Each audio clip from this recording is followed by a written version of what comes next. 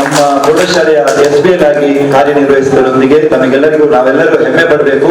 ವಿದ್ಯಾರ್ಥಿ ಸಾಹಿತ್ಯ ಸಮ್ಮೇಳನ, ಪ್ರಥಮ ಸಾಹಿತ್ಯ ಸಮ್ಮೇಳನದಲ್ಲಿ ಸಮ್ಮೇಳನದ ಅಧ್ಯಕ್ಷರಾಗಿ ಇಡೀ ಉಳ್ಳಾಳದಲ್ಲಿ ಕಂಡುಕೊಂಡರು ನಮ್ಮ ವಿದ್ಯಾಸಂಸ್ಥೆಯ ಒಬ್ಬ ಅಧ್ಯಕ್ಷೆ ಅಂತ ಹೇಳಿದ್ರೆ ಬಹಳ ಖುಷಿ ಪಡಬೇಕು. ಫಾತಿಮಾ ರಫೀದಾ 10ನೇ ತರಗತಿಯ ವಿದ್ಯಾರ್ಥಿನಿಯವಳಿಂದ ಎರಡು ಅನಿಸಿಕೆಗಳು. ವೇದಿಕೆ ಮೇಲೆ ಆಸೀನರಾಗಿರುವ ಗಣ್ಯ ವ್ಯಕ್ತಿಗಳೇ, ಅದೇ ರೀತಿ ವೇದಿಕೆಯ ಮುಂಭಾಗದಲ್ಲಿ ಆಸೀನರಾಗಿರುವಂತ ಅತಿಥಿಗಳೇ, ಅಧ್ಯಾಪಕ ವೃಂದದವರೇ ಮತ್ತು ನನ್ನ ನೆಚ್ಚಿನ ಎಲ್ಲಾ ಗೆಳೆಯ ಗೆಳತಿಯರಿಗೂ ನನ್ನ ನಮಸ್ಕಾರಗಳು. ವಿಶೇಷವಾಗಿ ಹೇಳ್ಬೇಕಂತಿಲ್ಲ, ಯಾಕಂದ್ರೆ ಪ್ರತಿಯೊಬ್ಬರಿಗೂ ಗೊತ್ತು ಇವತ್ತು ನಮ್ಮ ಪ್ರಾಥಮಿಕ ಶಾಲೆಯ ರಾಧಾಕೃಷ್ಣನ್ ಸರ್ ಮತ್ತು ನಮ್ಮ ಪ್ರೌಢಶಾಲೆಯ ಕುಮುದ ಟೀಚರ್ ಇವರು ಇವತ್ತು ವಿದಾಯ ಹೇಳಲಿದ್ದಾರೆ. ಇವರ ಒಂದು ಬೀಳ್ಕೊಡುಗೆ ಸಮಾರಂಭವನ್ನು ಆಚರಿಸಲು ನಾವೆಲ್ಲರೂ ಇಲ್ಲಿ ಸೇರಿದ್ದೇವಂತ ನಮ್ಗೆಲ್ಲರಿಗೂ ತಿಳಿದ ಒಂದು ವಿಷಯ. ನಿನ್ನೆ ನಮ್ಗೆ ರವಿಶಂಕರ್ ಸರ್ ಹೇಳಿದಾಗೆ ಯಾವುದಕ್ಕೂ ತಳಹದಿ ಅಂತ ಇರ್ತದೆ, ಫೌಂಡೇಶನ್ ಅಂತ, ಅದು ನಮ್ದು ಪ್ರೈಮರಿ. ಹಾಗಾಗಿ ಮೊದಲು ಇಬ್ಬರನ್ನು ಕಂಪೇರ್ ಮಾಡಿದ್ರೆ ಮೊದಲು ನನ್ಗೆ ರಾಧಾಕೃಷ್ಣನ್ ಸರ್ ಭೇಟಿ ಆದದ್ದು, ಮೊದಲು ನನ್ಗೆ ಅವರು ಕಲಿಸಿದ್ದು. ಹಾಗಾಗಿ ಅವರ ಬಗ್ಗೆ ಮೊದಲಾಗಿ ಮಾತಾಡ್ಲಿಕ್ಕೆ ಇಷ್ಟಪಡ್ತೇನೆ. ನಾನು 1ರಿಂದ 3ನೇ ಮತ್ತು 4ನೇಯಲ್ಲಿರುವಾಗ PT ಸರ್ ಆಗಿದ್ರು. ಒಬ್ರು PT ಸರ್ ಹೇಗೆ ಏನು ಅಂತ, ಅಥವಾ ಅವರ ಜೊತೆ ನಾವು ಮಾತಾಡಿ ಒಂದು ಅಷ್ಟೊಂದು ಕ್ಲೋಸ್ ಆಗ್ಬೇಕಂದ್ರೆ ನಾವು ಮಿನಿಮಮ್ ಅಂದ್ರೂ 5ನೇ ಕ್ಲಾಸ್ಗೆ ನಾವು ಬರ್ಬೇಕು. ಈ 1, 2, 3ರಲ್ಲಿರುವಾಗ ನಮಗೂ ಆ PT ಸರ್ ಅಷ್ಟೆಲ್ಲ ಕನೆಕ್ಷನ್ ಇರಲ್ಲ. ನಾವು 5ನೇ ಕ್ಲಾಸ್ಗಿಂತ ದಾಟಿದ ಮೇಲೆ ನಮ್ಗೆ ಗೊತ್ತಾಯ್ತು PT ಸರ್ ಯಾವ ರೀತಿ ಇರ್ತಾರೆ, ಅಂದ್ರೆ ದೈಹಿಕ ಶಿಕ್ಷಣ ಶಿಕ್ಷಕರು ಯಾವ ರೀತಿ ಇದ್ದಾರೆ, ಯಾವ ರೀತಿ ಅವರ ಸ್ವಭಾವ ಅಂತಲ್ಲ. ನಮ್ಗೆ ಥ್ರೋಬಾಲ್ ಆಗಿರ್ಬೋದು, ಅದೇ ರೀತಿ ಬೇರೆ ಬೇರೆ ಆಟಗಳನ್ನೆಲ್ಲ ನಮ್ಗೆ ಕಲಿಸಿಕೊಟ್ಟಿದ್ದಾರೆ. ಹೊರಗೆ ಹೋಗಿ ನಾವೆಲ್ಲ ಆಡಿ ಗುರುತಿಸಿಕೊಳ್ಳುವ ಹಾಗೆ ನಮ್ಮನ್ನು ಮಾಡಿದ್ದಾರೆ. ಅದೇ ರೀತಿ 7ನೇ ತರಗತಿಯಲ್ಲಿರುವಾಗ ನಮ್ಗೆ ಸಮಾಜ ಶಿಕ್ಷಕರಾಗಿದ್ರು. ಸಮಾಜ ಅನ್ನೋದು ಒಂದು ಬೇರೆ ರೀತಿಯಾದಂತ ಒಂದು ಸಬ್ಜೆಕ್ಟ್. ಅದನ್ನ ಇಷ್ಟಪಡ್ಬೇಕು ಅಥವಾ ಅದನ್ನ ಅರ್ಥ ಮಾಡ್ಕೊಳ್ಬೇಕು ಅಂದ್ರೆ ತುಂಬಾ ಕಷ್ಟ. ತುಂಬಾ ಮಂದಿಗೆ ಸಮಾಜ ಅನ್ನೋ ಒಂದು ಫೇವ್ರೆಟ್ ಇರೋದೇ ಕೆಲವೊಬ್ರು. ಅಂತ ಪಾಠವನ್ನು ಮಾಡ್ತಿದ್ರು. ಆ ಪಾಠವನ್ನು ಕೇಳಲಿಕ್ಕೆ ನಮ್ಗೆ ಖುಷಿ ಆಗ್ತಿತ್ತು ಅನ್ನೋದ್ಕಿಂತಲೂ ಜಾಸ್ತಿ ಅವರ ಆ ಪ್ರೇರಣೆ ಏನಿತ್ತು ನೋಡಿ, ಅದು ತುಂಬಾ ಇಂಟ್ರೆಸ್ಟಿಂಗ್. ಇವತ್ತಿಗೂ ನಾನು ಯಾವತ್ತೂ ಮರೆಯಲ್ಲ. ಅಂದ್ರೆ ಯಾವ ರೀತಿ ಈ ಸರ್ ಒಂದು ಪ್ರೇಡ್ ಎಂಟರ್ಟೈನ್ಮೆಂಟ್ ಆಗಿತ್ತಂತ. ನಾನು ಅವತ್ತೇ ನಮ್ಮ 7ನೇ ಕ್ಲಾಸ್ನ ಬೀಳ್ಕೊಡುಗೆ ಸಮಾರಂಭ ಇದ್ದಾಗ ಸರ್ನ ಬಗ್ಗೆ ನಾನು ಹೇಳಿದ್ದೆ, ಸರ್ ಯಾವ ರೀತಿ ಪಾಠ ಮಾಡ್ತಿದ್ರು ಅಂಡ್ ಅವರ ಕ್ಲಾಸ್ಗಳು ನಮ್ಗೆ ಎಷ್ಟೊಂದು ಎಂಟರ್ಟೈನ್ಮೆಂಟ್ ಕೊಟ್ಟಿತ್ತು, ಖುಷಿ ಕೊಟ್ಟಿತ್ತು, ಮನಸ್ಸಿಗೆ ಯಾವಾಗ್ಲೂ ಮನೋರಂಜನೆ ನೀಡುವಂತ ಕ್ಲಾಸ್ ಅಂದ್ರೆ ಅದು ಅವತ್ತು ನಮ್ಮ ಸೋಷಿಯಲ್ ಕ್ಲಾಸ್, ಅವರದೇ ಕ್ಲಾಸ್ ಆಗ್ತಿತ್ತು. ಯಾಕಂದ್ರೆ ಇವತ್ತು ನಾವು ವಿದ್ಯಾರ್ಥಿಗಳಾಗಿ ನಾನು, ನನ್ನ ಸ್ನೇಹಿತರು ಅಥವಾ ನೀವುಗಳು ಎಷ್ಟು ಬೇಕಾದ್ರೂ ನಗಾಡ್ಬಹುದು ಅಥವಾ ಒಂದು ಮೆಮೊರೀಸ್ ಗಳನ್ನು ಕ್ರಿಯೇಟ್ ಮಾಡ್ಬೋದು.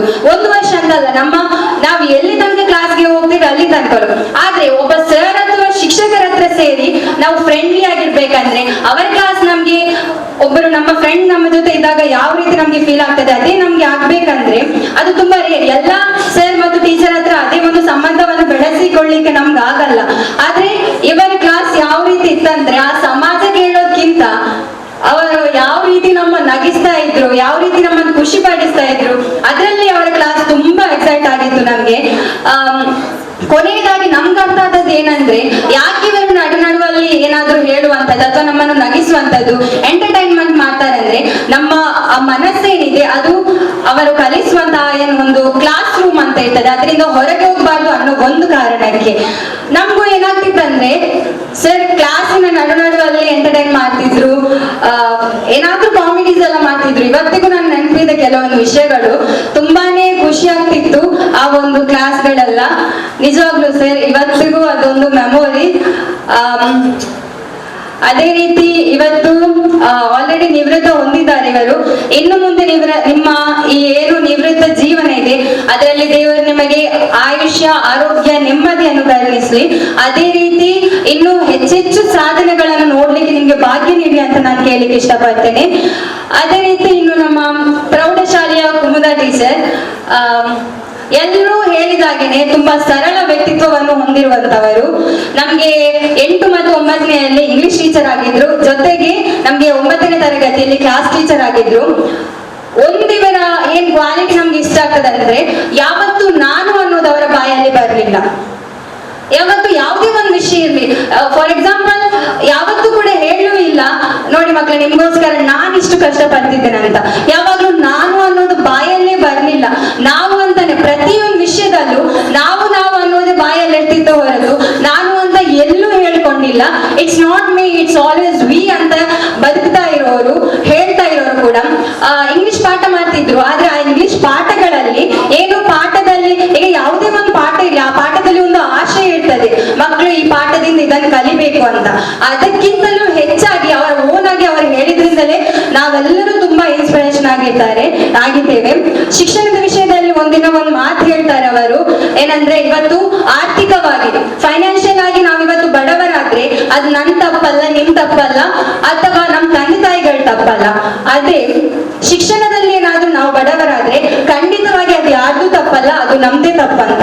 ಇದು ಎಲ್ಲಿಂದಲೋ ನೋಡಿ ಬಂದು ನಾನು ಹೇಳುವಂತ ಮಾತಲ್ಲ, ಸ್ವತಃ ಕುಮುದ ಟೀಚರೇ ಒಮ್ಮೆ ಕ್ಲಾಸಲ್ಲಿ ಹೇಳಿರುವಂತಹ ಮಾತುಗಳು. ತುಂಬಾನೇ ನಮ್ಗೆ ಇನ್ಸ್ಪಿರೇಷನ್ ಕೊಡುವಂತಹ ಮಾತುಗಳನ್ನೆಲ್ಲ ಆಡಿದ್ದಾರೆ. ಇವತ್ತು ಅವರ ಸ್ವಭಾವ ಇರ್ಬೋದು, ವ್ಯಕ್ತಿತ್ವ, ಗುಣನಡತೆ, ಕೆಲವೊಂದು ವಿಷಯಗಳಲ್ಲಿ ಅವರು ಹೊಂದಿರುವಂತಹ ನಾಲೆಜ್ ಆಗಿರ್ಬೋದು ಅಥವಾ ಮೈಂಡ್ ಸೆಟ್ ಗಳಾಗಿರ್ಬೋದು, ಇವತ್ತು ನಮ್ಗೆ ಮಾರ್ಗದರ್ಶನವಾಗಿದೆ ಅಂತ ಹೇಳಲಿಕ್ಕೆ ಇಷ್ಟಪಡ್ತೇನೆ. ಥ್ಯಾಂಕ್ ಯು ಟೀಚರ್ ಎಲ್ಲ ವಿಷಯದಕ್ಕೂ. ಕೆಲವೊಮ್ಮೆ ನಮ್ಮ ಬ್ಯಾಚ್ ಇಂದ ಆಗಿರ್ಬೋದು, ನಮ್ಮ ಕ್ಲಾಸಿಂದ ಆಗಿರ್ಬೋದು ನಿಮ್ಗೆ ಬೇಸರ ಆಗಿದ್ದಿರ್ಬೋದು, ದಯವಿಟ್ಟು ಮನಸ್ಸಲ್ಲಿ ಬೇಜಾರಿದ್ರೆ ಕ್ಷಮಿಸಿ ಅಂತ ಕೇಳಲಿಕ್ಕೆ ಇಷ್ಟಪಡ್ತೇನೆ. ಅದೇ ರೀತಿ ನಿಮ್ಮ ಸಪೋರ್ಟ್ ಇಷ್ಟು ತನಕ ನಮ್ಮಿತ್ತು, ಸಪೋರ್ಟ್ ಆಗಿರ್ಬೋದು, ಆಶೀರ್ವಾದ ಆಗಿರ್ಬೋದು, ಇನ್ನೂ ನಿಮ್ಮ ಆಶೀರ್ವಾದ ನಮ್ಗೆ ಇರ್ಲಿ ಅಂತ ಕೇಳ್ತೇನೆ. ಅದೇ ರೀತಿ ರಾಧಾಕೃಷ್ಣನ್ ಸರ್ ಕೂಡ ನಿಮ್ಮ ಆಶೀರ್ವಾದ ಕೂಡ ನಮ್ಗೆ ಬೇಕು. ನಾನು ಈಗಲೇ ಹೇಳಿದಾಗೆ ನೋಡ್ಲಿಕ್ಕೆ ಸ್ವಲ್ಪ ಗಂಭೀರ ತರ ಕಂಡ್ರು ಸರ್. ಹಾರ್ಟ್ ಅನ್ನೋದು ತುಂಬಾ ಸಾಫ್ಟ್, ಯಾವಾಗ್ಲೂ ಎಲ್ಲರನ್ನು ನಗಿಸ್ಲಿಕ್ಕೆ ಟ್ರೈ ಮಾಡ್ತಾರೆ.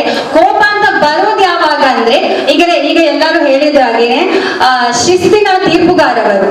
ಯಾವಾಗ ಅಲ್ಲಿ ಶಿಸ್ತಿಲ್ಲ ಅಂತ ಬಂತು ಅಥವಾ ಸ್ವಚ್ಛತೆ ಇಲ್ಲ ಅಂತ ಬಂತು, ಅಲ್ಲಿ ಕೋಪ ಬಂದ್ರೆ ಬಿಟ್ರೆ ಅದನ್ನ ಬಿಟ್ರೆ ಮತ್ತೆ ಎಲ್ಲಾನು ಸ್ವೀಟ್ ಅಂತಾನೆ ಹೇಳ್ಬಹುದು. ನಿಮ್ಮಿಬ್ಬರ ಆಶೀರ್ವಾದ ಆಗಿರ್ಬೋದು ಅಥವಾ ನಿಮ್ಮ ಮಾರ್ಗದರ್ಶನ, ಸಪೋರ್ಟ್ ಇನ್ನೂ ನಮ್ಗೆ ಇರ್ಲಿ ಅಂತ ನಾನು ಕೇಳಲಿಕ್ಕೆ ಇಷ್ಟಪಡ್ತೇನೆ. ಮಾತುಗಳನ್ನ ಆಡಲು ಅವಕಾಶವನ್ನು ಕಲ್ಪಿಸಿಕೊಟ್ಟ ಎಲ್ಲರಿಗೂ ಧನ್ಯವಾದಗಳು.